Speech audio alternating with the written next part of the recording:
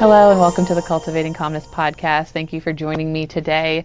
My name is 𝗘𝗏 and I host these weekly podcasts and just try to talk about different subjects related to mental health or wellness in some way. And I've touched on this before, but it has come up again recently and it got me thinking. So I want to talk about insurance and the role that insurance plays in mental health, in your treatment, and why I have chosen to opt out. And it hasn't been, I would say, necessarily an easy decision, because if you live in the United States and you are part of the medical establishment and system, you really need to take insurance if you want to kind of get ahead in a lot of areas. And there are reasons for that. And I have had what I call maybe more of a moral resistance to not taking insurance, and because I don't want to treat a person because of their diagnosis. I really want to treat a person because of who they are, because of what they're going through, have been through, and that doesn't always align with what insurance wants us to align with. So I don't know about you, but I've worked in hospital settings. I've worked in more like outpatient / hospital settings, and now I'm working in private practice. So before I started private practice, I worked for companies that took insurance, and I personally did not really have to interact with or do anything with the insurance. There were always people in the background that would talk with, communicate with the insurance companies. So I really didn't have any idea what was going on in the background with insurance unless my clients brought it up. For example, they may say, like, none of our sessions have been covered by insurance. Whereas to me, I was like, oh, that's news to me. I wasn't aware of that. I thought, you wouldn't be seeing me if you're, stuff wasn't covered. But the hospital would then work that out with them and a payment plan and whatever that meant. But there were typically people working in the background to communicate with insurance. Say if I submitted a note and they didn't want to approve it, they may explain why this person needed therapy and why the session should have been approved, or they might reach out to me and say, hey, can you provide me any more information so that this person's stay in the hospital or this person's session could be more easily approved. So that may be providing more documentation or information.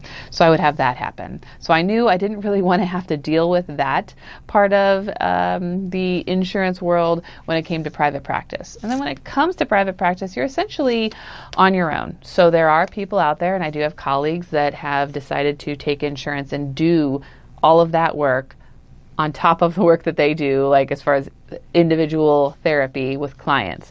So they submit their notes. They may have to then communicate, be on hold with insurance companies to debate or talk about their notes. Now, I haven't had that experience, but I've had colleagues that have talked about that experience. So I didn't really want anything to do with that. Now, that's not a moral issue that I have, but it is an issue that gets in the way of treatment if you have to spend just as much time working with an insurance company as you do working with the clients themselves. Now, there are companies out there that you can sign up for as a private practice clinician, and many do, where they sign up with a company or they hire somebody in to do that work that works specifically with the insurance, and then that's their job. So then you can just do the therapy stuff, and they go ahead and do the other stuff in the background and may reach out to you if there's an issue. So there's, I'll talk a little bit about it in a little bit, but there's companies out there that can do that for you for, a fee. And if you're doing it on your own versus using one of these companies, there may be payment differences. So you will likely get more payment from an insurance company if you go with a larger practice that can negotiate higher rates. So that's something that they do in the background, is negotiate higher rates. So there are some that came to mind was, like Headway, Sondermind, Alma, Grow, Path. There's probably a lot more out there that I'm not aware of, but those were some of the ones that I was aware of, that they have clinicians all around the country. And because they have so many clinicians, they can negotiate with insurance companies to get more reimbursement. Whereas if it was just me negotiating me on my own with an insurance company, I am going to get less. So let's say my fee is $100 a session. If I'm with Headway, for example, they may be able to negotiate $100 or, potentially more than that. I may not get more than that, but they would be able to get me my full fee. Whereas if it was just me, I may say get $80 for my session versus the full $100 that I would normally charge somebody. And so, that's how sometimes these big companies can reel you in, right? They can kind of get you stuck on the insurance path because, why wouldn't I want to make $100 instead of $80 when I see a client? Because I'll have to see, at least one more client a week if I'm getting $20 less for each client that I see, or 5 more clients. You do the math. I'm not going to do the math for you. Right? So they kind of reel you in and they get you stuck. And when you try to leave, there are requirements for when you try to leave or not accept insurance anymore. You can't just say, today I'm taking insurance and tomorrow I'm done. There's usually a certain amount of notice you have to give, 30, 60, 90 days, I don't know, where you then have to tell the insurance company, you have to tell your clients that you're no longer going to take that, and you have to prepare for that. So there's a lot involved there. But going back to, some of the other reasons why I don't take insurance is, going back to that idea of treating the client versus treating for a diagnosis. As with insurance, doctors, counselors, anybody who uses insurance has to provide a diagnostic code. So we have to give you a diagnosis to be able to bill for that service that we provided to you. So first session, I meet you for 60 to 90 minutes. I'm supposed to have a full-fledged diagnosis for you, right after that session. Maybe we didn't even get to everything, which we usually don't. We try to get through as much as we possibly can, but sometimes, we're human beings. There's conversation involved. I want to talk with you. I want to spend time with you. I don't want to go down the list just to cover all the things so I can give you a diagnosis so that we can bill for that, so that we can get to the next session, right? I want to get to know you. I want to get to know what's really going on. That background information that really isn't necessarily important in making a diagnosis, but it's going to be important in me being able to understand and see how I want to treat you and what it is that I think we can do together. So, insurance has to have a diagnosis for each session. And, I think that's a problem because honestly, I work with people that most of them do qualify for a diagnosis, but there are people that come to session that just want a little help. They want help working through maybe a difficult situation. They are struggling with their partner and they want to, know how to do things better. They, had a difficult moment. Maybe somebody died recently. Maybe there's just a thing, right, that's upsetting them, but they wouldn't necessarily qualify for a diagnosis of depression or PTSD or generalized anxiety disorder, or even just regular like anxiety or depression, not major depressive disorder. So what we tend to then do if we're taking insurance is we give them an adjustment disorder. And it's kind of a joke in the field that, you're just given an adjustment disorder because nothing else fits and you're adjusting to life. And we renew that diagnosis every 3 or 6 months to continue to fit within a diagnostic code. That's not right. If you don't really meet a diagnostic code, why do I need to put a diagnosis on your chart? Why do you need to carry that diagnosis with you forever? Because, I had to have a diagnosis to be able to treat you for the insurance to be able to cover you. That's an issue that's something I have an issue with. There's also, related to that, when you give a diagnosis, sometimes the insurance will say, we don't like that diagnosis, or well, we don't think that fits, or we're not willing to give you enough sessions to really treat that diagnosis. They want to give you, let's say, 8 to 10 sessions. Now, again, I have never worked directly with insurance. I have just talked with some of the people that do that work, and they'll explain, like, they're willing to cover X amount of days or X amount of sessions, and then we have to go back to them and we have to request another 8 to 10 sessions. And so they may do that multiple times a year if you're seeing somebody, every week for multiple years, which I have had with clients. And, if we were treating a person instead of treating a diagnosis, would we really need that? Like, is that necessary that we have to do that? Obviously, there are people out there that can take advantage of situations, and you're going to have that in every situation and every practice and every scenario. And sometimes it's on purpose, and sometimes it's just happenstance, and there's extenuating circumstances, for example. But for the most part, right, you maybe say somebody has extreme PTSD and the insurance off the bat is like, we'll give them 8 sessions. Like, I'm barely getting to know somebody in 8 sessions. Yes, I'm getting to know them. Yes, we're doing work, but there's a lot to get to know for somebody with, say, like complex PTSD in 8 sessions. We aren't, getting to the root of their problem, and they're nowhere near being healed in 8 sessions. So when we talk about insurance and what they cover and why and how much, that's a factor.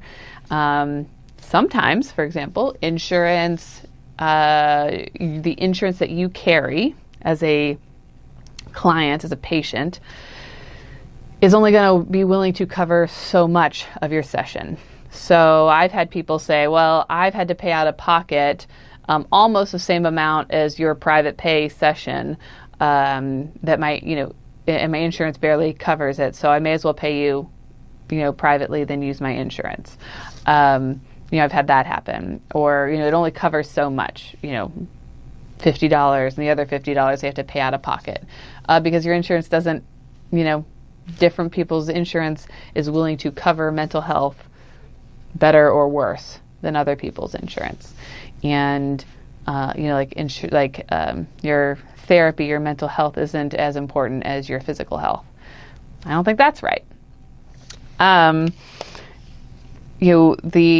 I kind of said, insurance can decide how many sessions they're willing to approve and how long a session they're willing to approve.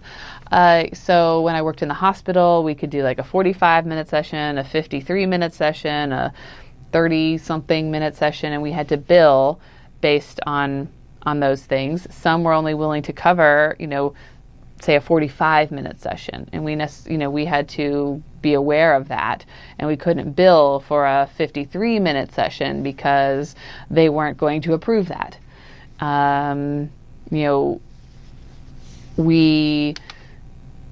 Like that, that's just something that maybe you are not aware of, like in therapy. And I'm guessing medical doctors have similar things like that. The type of therapy, they can decide which types of therapy they're willing to approve or not approve. So, whether it's CBT, EMDR, somatic therapy, IFS, group therapy, fill in the blank. There's all kinds of modalities out there. That's just a very teeny tiny smidge of the examples. But they may say, yeah, we're not going to cover EMDR. So you'll have to pay out of pocket for that.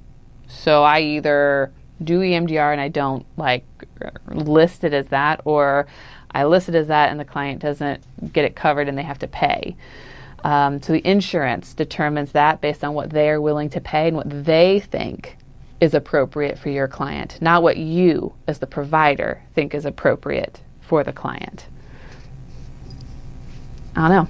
I don't like that.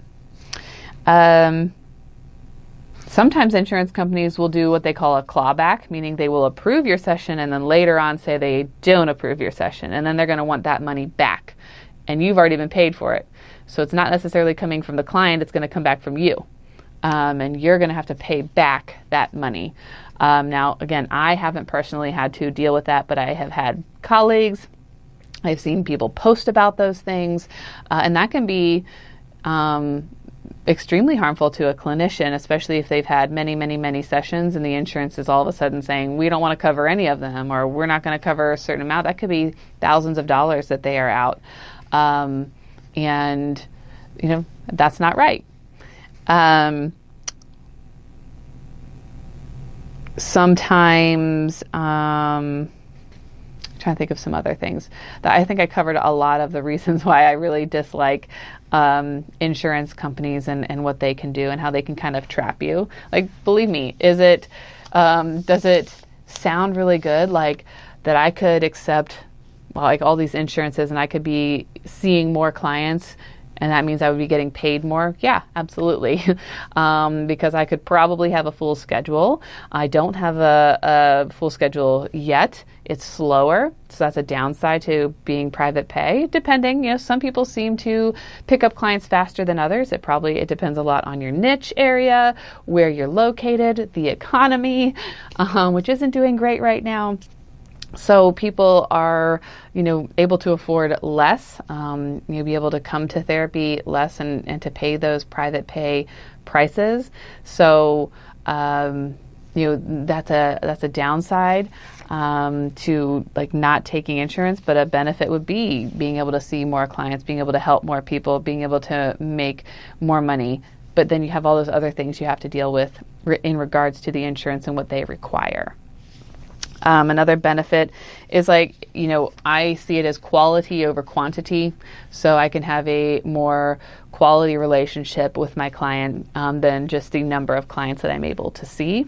Don't get me wrong. I'd like to be able to see more clients, and I want more clients that fit in the niche and that want the same things that I want for them. So I can focus more on that holistic lifestyle, which, is less likely to be covered by insurance because that's not what they're about. They're not about alternative treatments. They don't cover chiropractic care and massages and acupuncture and all of those things. Now, sometimes they do. I can't say all the time they don't, but, oftentimes they're not willing to cover all those things fully or at all. And that's the world that I live in, and those are the things that I do. And so I don't want to take insurance and then also send people off to alternative providers where they aren't taking insurance either because of the lifestyle and because of the ways that they see the world and the ways that we see people as human beings and treat them differently than Western medicine does. I think it's more personalized care. There's more privacy involved. When you have insurance, they see all of your records. If you've been given a diagnosis of bipolar disorder, that is on your chart, that is in your medical record forever. Versus if I give you that diagnosis in my private pay, that's not being sent to any insurance company. That's just between you and me. And if you request that and you send it to them, right, then that is up to you. But you have that choice. Whereas you don't really have that choice when it comes to using your insurance. Those things aren't as private. And, your diagnosis can be more specific to you. And it doesn't have to be geared towards what an insurance company is going to approve or not approve. So there's probably more reasons I can think of to take or not, to not take insurance. But those are some of the reasons that I don't take insurance. I want to have a more personalized relationship with you. I want to talk about wellness and functional health, and I want to help you to figure out what's going on from that root, from that trauma history, from where is that coming from. And insurance doesn't always allow that to happen. And so that is unfortunate for me and maybe sometimes for my clients, because it is makes it it is a barrier to treatment sometimes, is being able to afford the therapy. And so if you're out there and you're listening and you're interested in this type of therapy and you're not interested in insurance, this is just a little insight from me as to why I don't take insurance. Other people may have their reasons, and in addition to what I've shared, or something totally separate.